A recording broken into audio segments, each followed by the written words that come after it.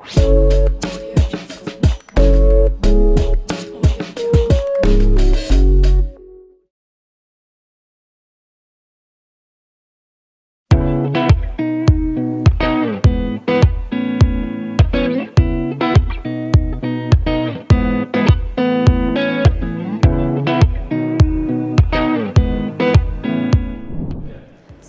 warahmatullahi wabarakatuh. Kembali lagi di DA Talk, sajikan narasi berbagi inspirasi. Hari ini DA Talk sudah berada di Dinas Kesehatan Kabupaten Karanganyar. Sudah hadir bersama kita Ibu Kusmawati dari Bidang Kesehatan Masyarakat di Dinas Kesehatan Kabupaten Karanganyar. Terima kasih Ibu sudah menyempatkan waktunya untuk hadir di DA Talk hari ini dan sudah menerima tim DA TV. Oke, supaya lebih akrab lagi, saya naknya manggilnya siapa ya Bu? Bebas, Ibu boleh, Mbak boleh, dipersilahkan aja. Oke, langsung saja ke pertanyaan pertama. Secara umum, Dinas Kesehatan Kabupaten Karanganyar itu program kerjanya seperti apa ya Bu? Ya, Assalamualaikum warahmatullahi wabarakatuh. Tetap saya harus memperkenalkan diri ya. Saya Kusmawati dari Bidang Kesehatan Masyarakat pada Seksi Kesehatan Keluarga dan Gizi. Jadi secara umum memang gambaran program kerjanya itu seperti apa ya. Yang pertama memang kita menyesuaikan dengan rencana aksi nasional ya, dan itu mengacu pada peraturan Presiden nomor 72 tahun 2021.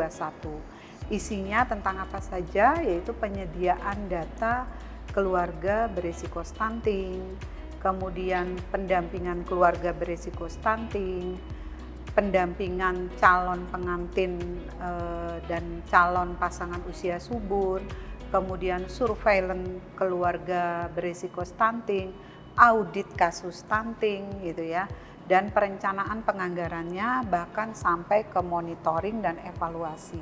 Ya, jadi memang kami di Dinas Kesehatan yang pertama kali memang harus menyediakan data siapa-siapa saja sih penderita atau anak yang menderita stunting ya di Karanganyar, dan itu sudah ada datanya. Kemudian melakukan pendampingan keluarga berisiko stunting itu tadi. Siapa keluarga yang berisiko stunting? Adalah keluarga yang di dalamnya itu ada satu remaja, yang kedua ada ibu hamil, ada ibu bersalin, ada ibu menyusui, kemudian ada balita. Itu semua adalah keluarga yang berisiko stunting. Tugas kami juga mendampingi sasaran ini tadi yang mempunyai risiko stunting. Dan tetapi lebih utamanya Dinas Kesehatan itu adalah kita harus lebih fokus kepada intervensi spesifik ya, intervensi spesifik. Jadi penanganan stunting itu kan sebetulnya ada dua, sensitif dan spesifik. Nah, spesifik ini adalah ranahnya dari Dinas Kesehatan. Jadi mulai dari itu tadi kita memberikan pelayanan pada ibu hamil, pada remaja putri, pada ibu bersalin, ibu menyusui, bahkan sampai balita. Gitu kurang lebih. Oke, sekarang kan lagi maraknya itu stunting Bu. Boleh jelasin nggak penyebab stunting itu apa? Ya, penyebab stunting sebetulnya secara garis besar ada dua. Yang pertama adalah karena asupan gizi, dan yang kedua itu karena infeksi. Jadi sebetulnya hanya ada dua itu saja gitu ya. Nah, asupan gizi ini jelas dipengaruhi karena dia tidak mendapatkan gizi dalam jangka waktu lama. Jadi kalau stunting itu dimulai dari 1000 HPK. 1000 HPK itu adalah mulai dari ibu hamil sampai balita di bawah 2 tahun di situ. Nah, asupan gizi ini ada juga stunting yang disebabkan karena infeksi. Infeksi itu misalnya ketika dia masih balita dia menderita infeksi misalnya TBC gitu. Nah, itu juga akan mempengaruhi pertumbuhan dan perkembangannya. Demikian. Adakah bagian di Dinas Kesehatan yang khusus menangani kesehatan pada remaja? Ada, ya di bidang Kesmas.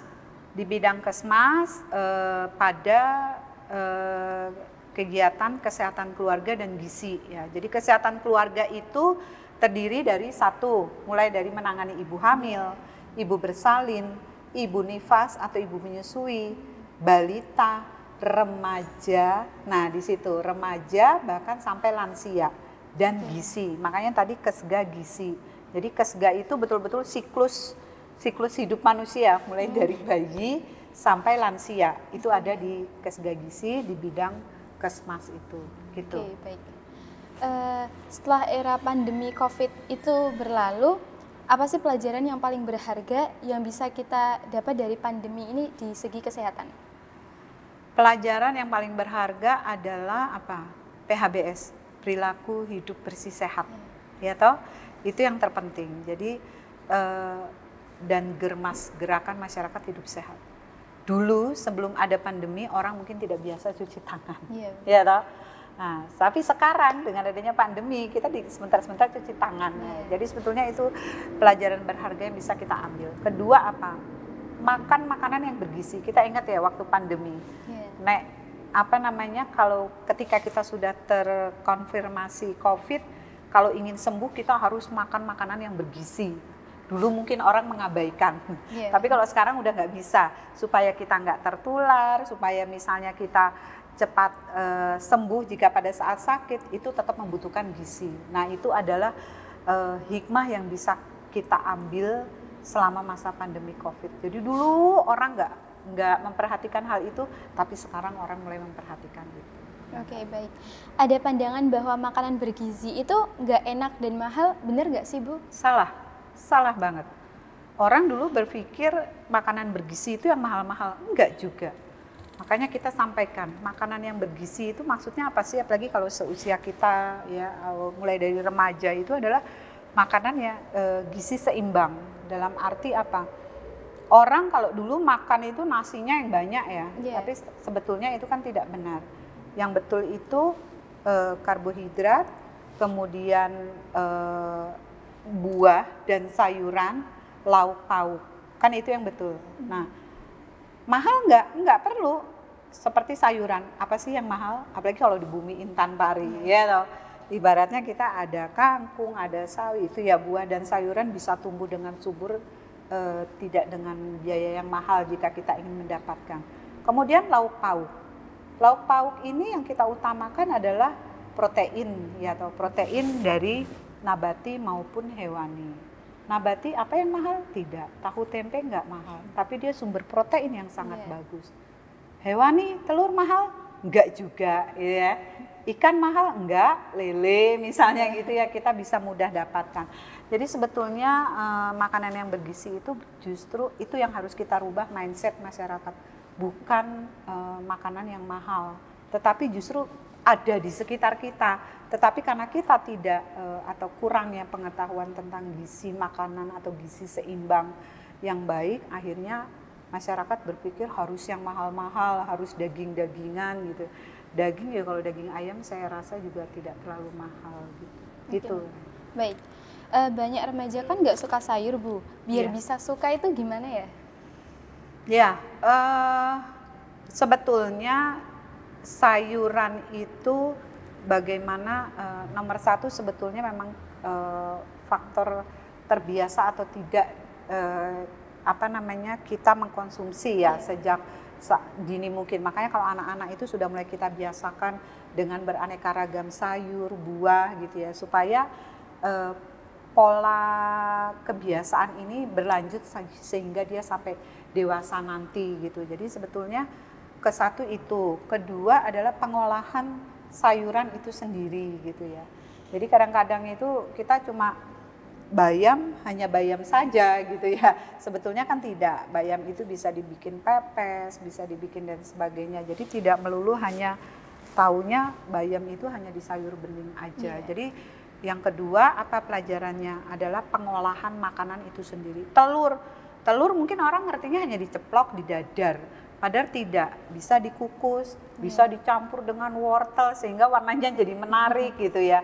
Nah, karena penyajian makanan yang baik itu kan juga akan mempengaruhi selera makan. Biasanya kan gitu, Iya, wah benar. udah menarik, bentuknya menarik gitu ya, warnanya bagus. Jadi kita tertarik untuk memakan. Tapi ketika kita menyajikan, ya sudah ala kadarnya gitu aja kan menjadi tidak menarik, sehingga tidak ada keinginan mulai dari anak-anak sampai remaja untuk mengkonsumsi itu. Jadi menurut saya faktor itu yang mempengaruhi kita menjadi suka atau tidak. Oke, baik. Tantangan serius kesehatan pada remaja itu apa saja ya, Bu? Tantangan yang serius sebetulnya saat ini sesuai dengan permasalahan itu, yang pertama adalah masalah gizi. Masalah gizi, dan yang kedua adalah kesehatan reproduksi. Jadi masalah gizi itu kenapa sangat mempengaruhi? Sekarang isu yang saat ini lagi di mana-mana dibicarakan itu kan stunting, ya toh. Nah, itu kan mempengaruhi sampai nanti dia dewasa ya, bahkan sampai menjadi orang tua. Jadi masalah terbesar di remaja itu masalah gizi. Karena konsep di remaja itu sudah salah gitu, dalam arti begini.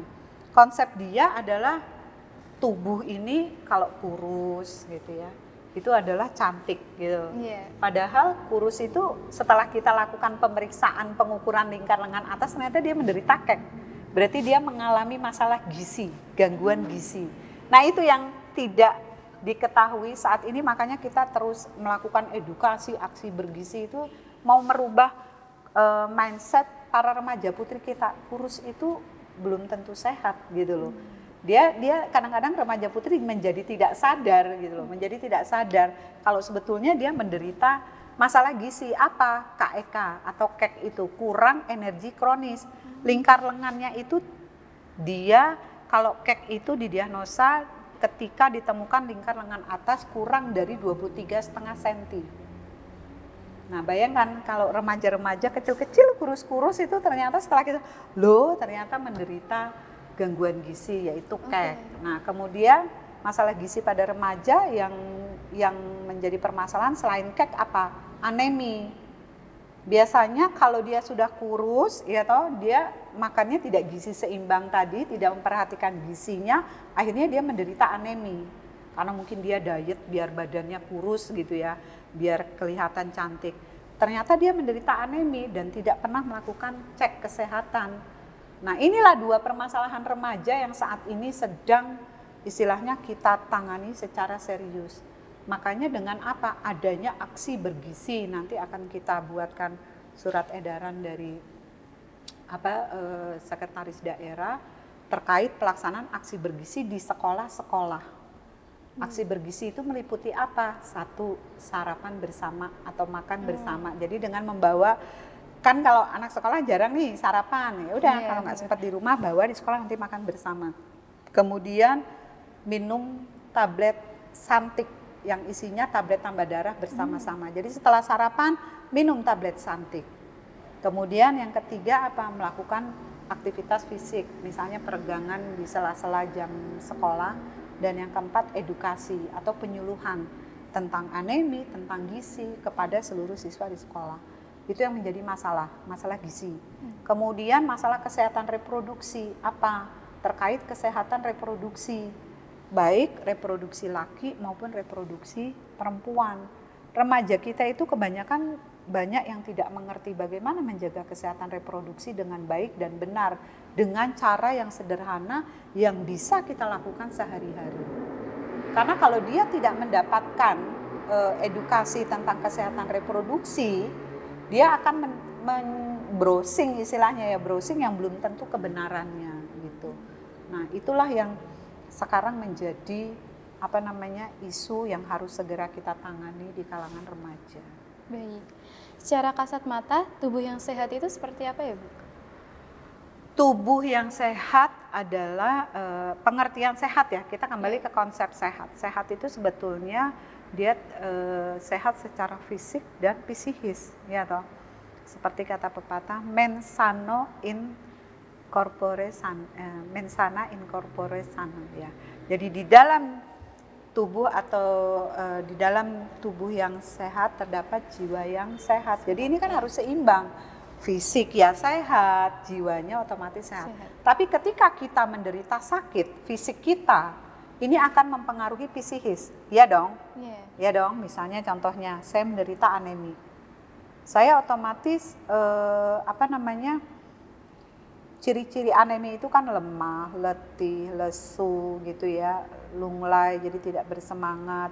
Otomatis dia akan ketinggalan pelajarannya, tidak bisa mengikuti aktivitas seperti teman-temannya. Kalau sudah seperti itu dia akan merasa rendah diri. Kalau sudah merasa rendah diri, ya toh, dia bisa cemas, bisa depresi karena merasa tidak seperti teman-teman yang lain. Sakit dong jiwanya, terganggu istilahnya ya. Nah, jadi kalau menurut saya fisik dulu harus sehat, otomatis psikis atau jiwanya akan mengikuti, gitu. Baik. Pola hidup pada remaja yang mayoritas dilakukan para remaja dan mempengaruhi kesehatan mereka itu seperti apa ya? Yang sangat mempengaruhi sebetulnya adalah perilaku hidup bersih, sehat, dan germas. Itu nomor 1 ya. Jadi tentu perilaku hidup bersih sehat itu harus dilaksanakan ya, baik di tatanan rumah tangga maupun di tatanan sekolah. Kita sudah tahu ya perilaku hidup bersih sehat, diantaranya misalnya kalau remaja pria tidak boleh dong merokok, ya toh, cuci tangan itu kan wajib gitu ya, makan makanan yang bergizi. Sama ketika germas, gerakan masyarakat hidup sehat. Ya, hidup sehat. Itu ada A, B, C, D, E, ya toh. A-nya apa? Aktivitas fisik, ya toh. B-nya konsumsi buah dan sayuran. C-nya apa? Cek kesehatan. D-nya diberi ASI eksklusif. Kalau ini kalau yang sudah punya bayi, ya toh. Kemudian E-nya apa? Enyahkan asap rokok. Ya toh, jadi dari situ jelas. Padahal tantangan kita banyak loh remaja sekarang yang sudah, ya toh, merokok diam-diam di jam sekolah misalnya, pada saat pulang dia ngumpet, orang tuanya tidak tahu, gurunya tidak tahu. Jadi itu sebetulnya yang harus diterapkan di lingkungan remaja. Oke, baik. Apakah ada hubungan antara kesehatan fisik dan kesehatan mental pada remaja?